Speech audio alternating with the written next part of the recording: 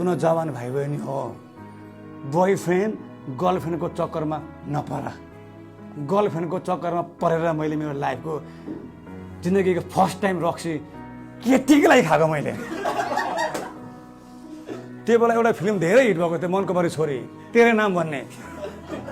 तेरे नाम हमने किया है जीवन अपना सारा सनम। ऊ चाहिँ कहाँ पुगेर बिहा गरिसकेछ, बच्चा चाहिँ सकेछ। म चाहिँ यता तेरे नाम भन्दै रक्सी हान्दै, ड्रग खाँदै, गाँजा खाँदै, ब्राउन सुगर खाँदै, सुई हानेर सुधार केन्द्रमा बसिसकेँ। उसको त्यहाँनिर आफ्नै संसार भइसकेछ, सानो संसार भइसकेछ। आफू चाहिँ रक्सी खाएर तेरे नाम भएको छु, गर्लफ्रेन्ड बनाएर बोयफ्रेन्ड बनाएर। अनि अहिले त कस्तो एउटा आत्माले काम गर्दैछ भने नि, झुन्डिदिइहाल्ने। गर्लफ्रेन्डले ब्रेक दियो, झुन्डिन्छ। बाउले ब्रेक दियो, झुन्डिन्छ।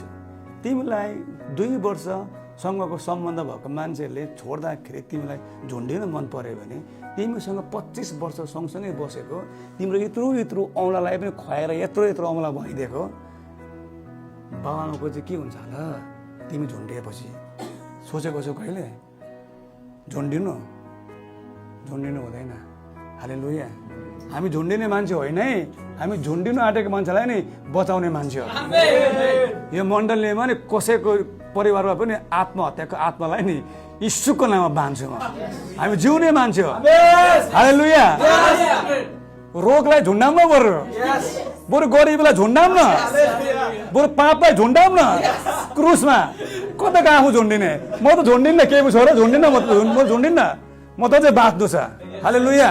म त हजारौँ मान्छेलाई ख्रिस्ट यीशुमा बचाउनु पर्नेछ। हालेलुया।